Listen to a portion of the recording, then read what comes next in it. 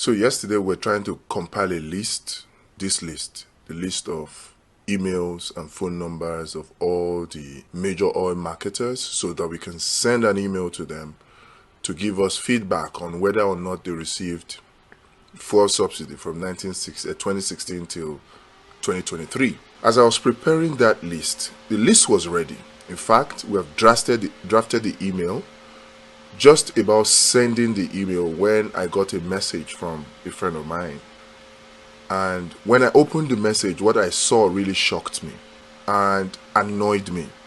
Because when we're talking about the fact that there was no need for this whole fuel subsidy removal in the first place, many people were calling us all kinds of names. And if you go into the mainstream media space, what you hear is so-called oil and gas experts that appear to be paid to come and start talking about how fuel subsidy was unbearable for government to bear, that government could no longer sustain it. And in fact, every time I heard this, I was always annoyed. Because from the documents that we obtained about the DSDP arrangement, we knew, and that was when we came out and said that there was no fuel subsidy payment, and that NNPC had not paid any subsidy to anybody. Yet, the Tinubu administration kept insisting that subsidy had to go. And we kept insisting, if there was no fuel subsidy in the first place, if the whole fuel subsidy regime was a fraud, what is the whole point of increasing the pump price of fuel to deal with a fuel subsidy that was a fraud? What is the point?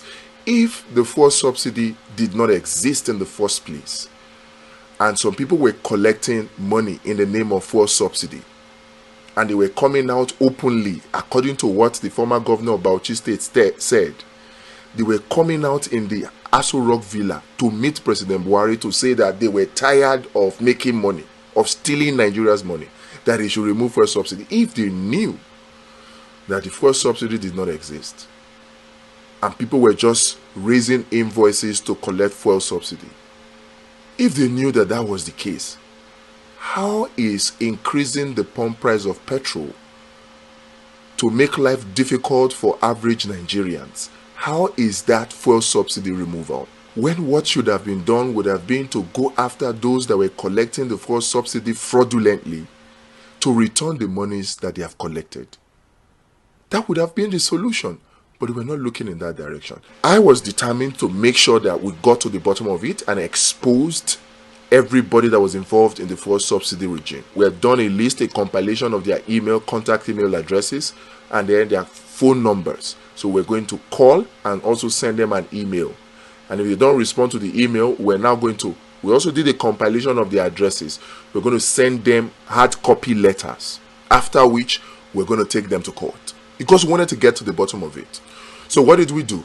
Right at the point where we're about to send the emails was when I got this message about a probe by the House of Representatives. The House of Representatives ad hoc committee investigating the subsidy regime payments from 2013 to 2022 has said that the profiles of 23 oil companies trading in Nigeria are not known, according to data from the Corporate Affairs Commission. The chairman of the committee, Honorable Mustafa Ibrahim Aliyu, at the resumed hearing of the committee with a couple of oil companies in attendance to explain their role in the deal with the Nigerian National Petroleum Company, NNPC Limited, said that they have serious questions to answer. Aliyu, who read the list containing the names of the individual companies, explained that a communication from the Corporate Affairs Commission, CAC, on the request of the committee came back without any information on the affected companies. At the bottom of that document was a statement that was shocking to me and annoying to me.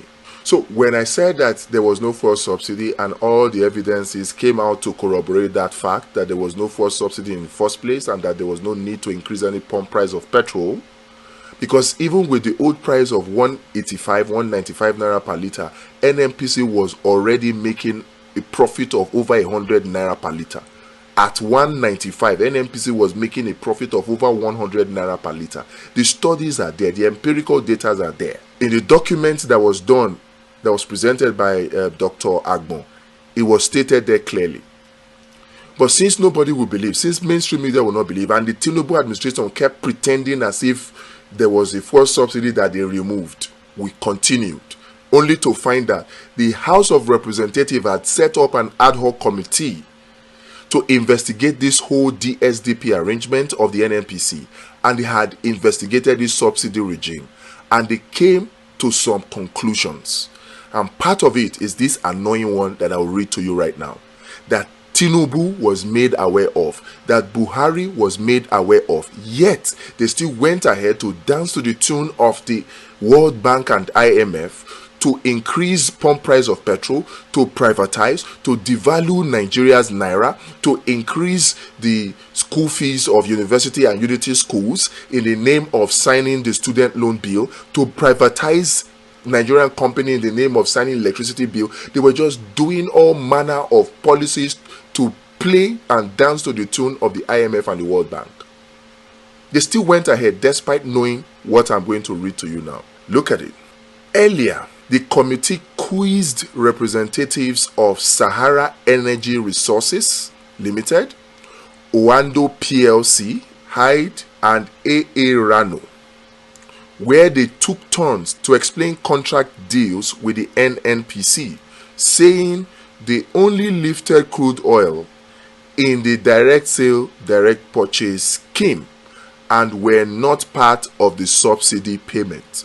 The oil marketers that were part of the DSDP arrangement, these companies I just mentioned, the Oando, AA Rano, Sahara Resources Limited, they were part of the DSDP arrangement. Now they have come out to say, oh, we only lifted crude oil to give to the refining component of their consortia. And then this consortia brought back refined petrol to give to NNPC, which NNPC now sold to them, that they were not part of any fuel subsidy payment. So what we were even going to send out emails for them to confirm to Nigeria, they have already confirmed to the House of Representatives ad hoc committee that they were not part of any subsidy payment. So the House of Representatives already knew. The chairman of that House of Representatives, Honorable Mustafa Ibrahim Aliyu from Sokoto State, is still a member of the 10th National Assembly. He's still there. The whole National Assembly, they were aware that there was no fuel subsidy payment made. They were. Oando PLC is headed by Wale Tinubu, Tinubu's nephew. Definitely, Tinubu is aware. From what the former governor of Bauchi said, Buhari is aware. So, Buhari is aware, Tinubu is aware, and they still chose to increase the pump price of petrol in the name of fuel subsidy removal that did not exist. How wicked can a person be? How wicked can a government be? How wicked? Tinubu knew that there was no fuel subsidy made. Tinubu knew. APC knew. In fact, PDP knew. The members of this 10th NAS, they knew. They were the ones that conducted the ad hoc committee Senate hearing to prove fuel subsidy regime. They were the ones that conducted it and came up with this conclusion, where they were told categorically by Sahara Energy Resources, Oando PLC, AA Rano, that they were only involved in lifting crude oil in the direct sale, direct purchase scheme, that they were not part of the fuel subsidy payment. These are the same major marketers whom NNPC claimed that they paid subsidy payments to. These same oil marketers have come to say that they did not receive fuel subsidy. They have come out to exonerate themselves. So if the marketers that are responsible for this DSDP arrangement say they did not receive fuel subsidy, who then did NNPC pay fuel subsidy to? Who then did the federal government pay those 4.2 trillion in 2022, the 3 trillion in 6 months of 2023, the 3 trillion of 2021, and the 1 trillion of 2020? Who did they pay those monies to? And rather than go after the people who fraudulently collected those money, the Tinubu administration thought it best to punish Nigerians by increasing the price of petrol just to please the IMF and the World Bank, making Nigerians go through untold hardship, unnecessary hardship. We demand justice. The price for the pump price of petrol must be returned back to 195 naira, at which price the NNPC was already making 100 naira profit. It must be returned to reduce and reverse the inflation.